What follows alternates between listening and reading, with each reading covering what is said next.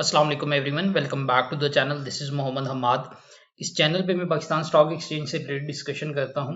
जो WhatsApp group में और मेरे पास कमेंट सेक्शन में स्टॉक्स आते हैं उन्हें टेक्निकली रिव्यू करके आप लोगों के सामने पेश करता हूँ। और गाहे बगाहे जो मेरे रिसर्च आइडियाज़ होते हैं वो भी आप लोगों के साथ इस प्लेटफॉर्म से शेयर करता हूँ। व्हाट्सएप का जो कम्युनिटी है उसका लिंक डिस्क्रिप्शन में अवेलेबल है। अगर कोई ज्वाइन करना चाहे तो ही और she is more than welcome to join that community as well. इस सेशन में हम इतांस टेक्नोलॉजीज को डिस्कस करेंगे, उसके बाद पाकिस्तान रिफाइनरी लिमिटेड को एंड फाइनली जो है बैंक मुकरमा लिमिटेड को जो है वो डिस्कस करेंगे। स्टार्ट करेंगे इतांस टेक्नोलॉजीज से। इतांस का जो प्राइस एक्शन है इसने एक बहुत बड़ी मैसिव मूव जो है वो पोस्ट की थी और उसके बाद अभी अगर हम देखें तो स्लाइटली एक चैलेंजिंग सिचुएशन बन रही है। इसको हम समझने की भी कोशिश करेंगे कि जो इवॉल्विंग सिचुएशन है वो क्या बन रही है। आपने थोड़ी सी अटेंशन इस पे प्राइस एक्शन पे करनी है ताकि आपकी जो कंफ्यूजन है या आपकी डिसीजन मेकिंग है वो थोड़ी सी इजी हो सके। यहाँ पे अगर हम देखें, आपने देखा होगा कि यहाँ पे विक्स बन रही थी नीचे जुलाई के लास्ट में और एक बड़ी मूव जो है वो आई। यहाँ तक हम देखें तो प्राइस और वॉल्यूम जो है वो सिंक थे, प्राइस इंक्रीज हो रही थी, वॉल्यूम भी इंक्रीज हो रहा था 27 जुलाई तक। लेकिन 27 जुलाई के बाद जो सिचुएशन बनी, एक मैसिव वॉल्यूम के साथ हमने सेलिंग प्रेशर देखा एंड देन जो आपके वॉल्यूम्स थे वो डिक्लाइनिंग वॉल्यूम्स के साथ जो है यहाँ पे जो है वो आपकी जो हाई थे हर दिन के वो नीचे आना स्टार्ट हो गए। दैट मीन्स कि लोअर हाइज बन रहे हैं। अब सिचुएशन ये है कि यहाँ पे एक सप्लाई वॉल है 51 के एरिया पे, जहां से इसको मुतअद्दिद बार रिजेक्शन मिल चुकी है। अगर यहाँ पे आप देखें इसके सारे हाइज तो 51 से ऊपर ये जो है एक बड़े वॉल्यूम के साथ जो है वो क्लोजिंग नहीं दे सका, जिसकी वजह से यहाँ पे जब भी प्राइसेस आती हैं तो हमें रिजेक्शन मिलती है। और अगेन लास्ट सेशन में जो इसने 3.09% का गेन पोस्ट किया उसमें वॉल्यूम्स जो थे वो बहुत ज़्यादा इंकरेजिंग नहीं थे। जो बाइस साइड की कैंडल्स थी उस पे जो वॉल्यूम्स पहले जनरेट हुए उससे कम वॉल्यूम्स आए। दैट मीन्स कि 48.82 से लेकर 51 का जो एरिया है वो इसका सेल जोन है और वहां पे जब भी प्राइसेस जाती हैं हम देखते हैं कि प्रॉफिट टेकिंग जो है वो एग्रेसिव आना स्टार्ट हो जाती है।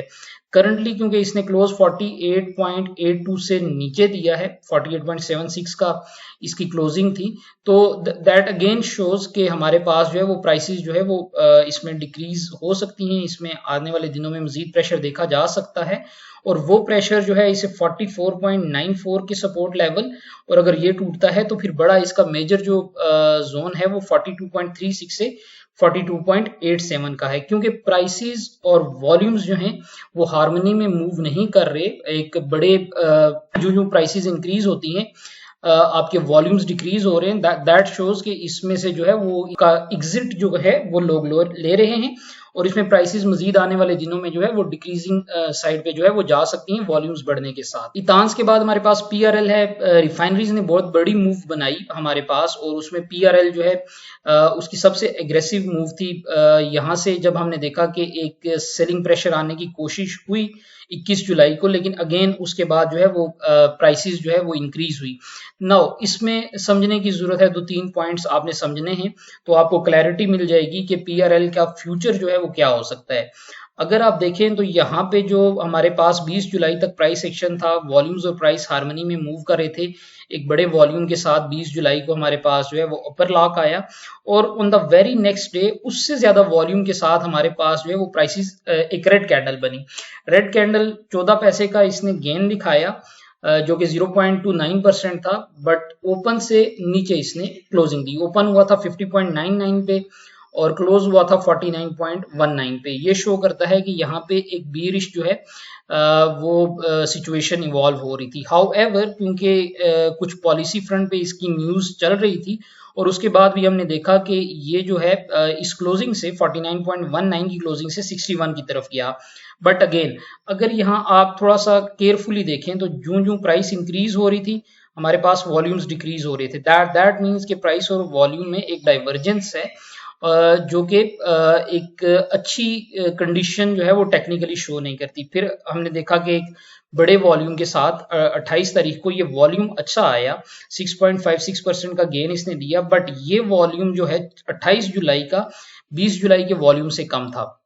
और इस दिन का जो हाई है वो हमारे पास 61 का था। उसके 2 दिन बाद अगेन हमने देखा कि थोड़ा सा सेलिंग प्रेशर जो है वो आया, प्रॉफिट टेकिंग हुई, और लास्ट ट्रेडिंग सेशन में 31 जुलाई को अगेन इसने 61 का जो है वो हाई टेस्ट किया। यहाँ पे भी हाई 61 था, यहाँ पे भी हाई 61 था, लेकिन 28 जुलाई को जब इसने 61 का हाई टच किया था तो वॉल्यूम्स ज्यादा थे, और 31 जुलाई को जब इसने 61 का हाई टच किया तो इसमें वॉल्यूम्स जो हैं वो सिग्निफिकेंटली डिक्रीज थे। नाउ दिस मींस कि 61 का लेवल एक ऐसा लेवल बन गया है जहां पे डबल टॉप की सिचुएशन बन रही है हमारे पास, और ये ऑल टाइम हाई की वैल्यू है। यहाँ पे सेलिंग प्रेशर जो है वो आना स्टार्ट हो गया है।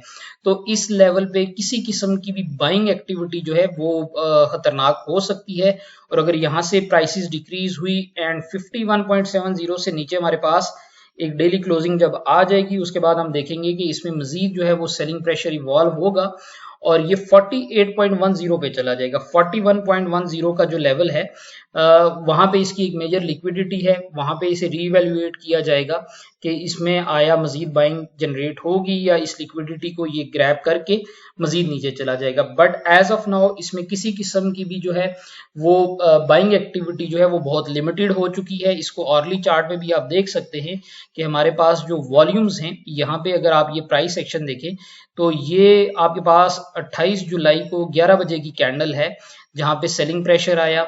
अगेन ये आपके पास जो है लास्ट आवर की 31 जुलाई की कैंडल है, यहाँ पे भी सेलिंग प्रेशर आया, और अगर दोनों कैंडल्स का आप वॉल्यूम देखें तो ये वाला जो वॉल्यूम है ये आपका 28 जुलाई के वॉल्यूम से कम है। दैट मीन्स कि ये मूव जो है ये कोई फ्रेश बाइंग नहीं है, ये मेयरली एक शॉर्ट कवरिंग थी जिसकी वजह से हमारे पास जो है एक बाइंग मोमेंटम आया।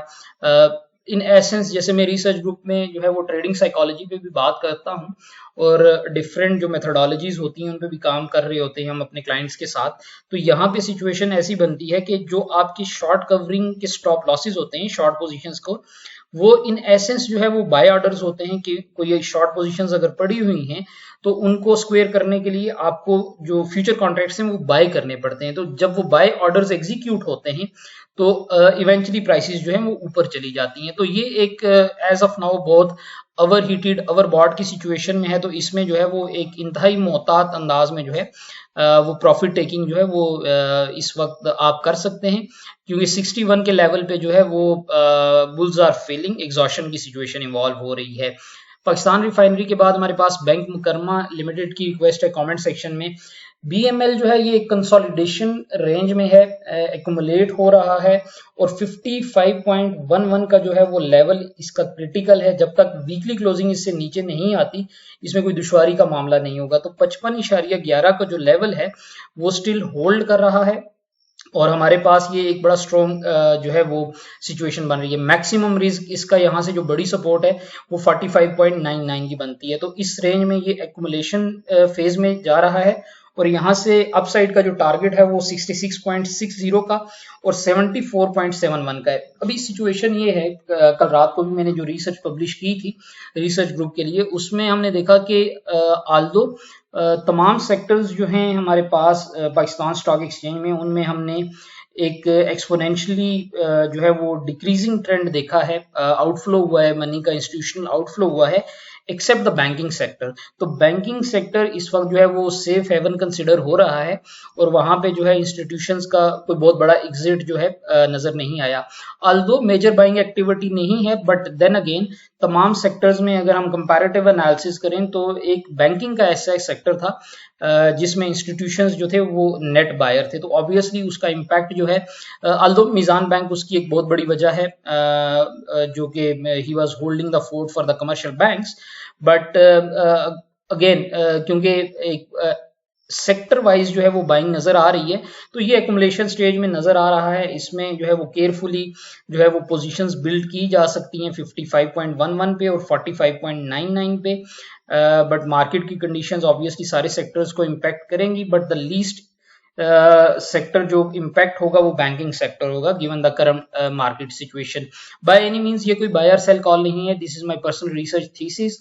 आप इस इंफॉर्मेशन को जो है वो अपने ट्रेडिंग प्लान में इनकॉर्पोरेट करके एक बेहतर जो है वो फैसला कर सकते हैं। This is pretty much it for this session. I hope कि इस इंफॉर्मेशन ने आपको हेल्प किया होगा, and if you feel so कि ये कंटेंट आपके लिए हेल्पफुल है तो do not miss to subscribe to the channel, and feel free to share this information with your fellow traders and investors. Thank you so much for listening. Have a good weekend.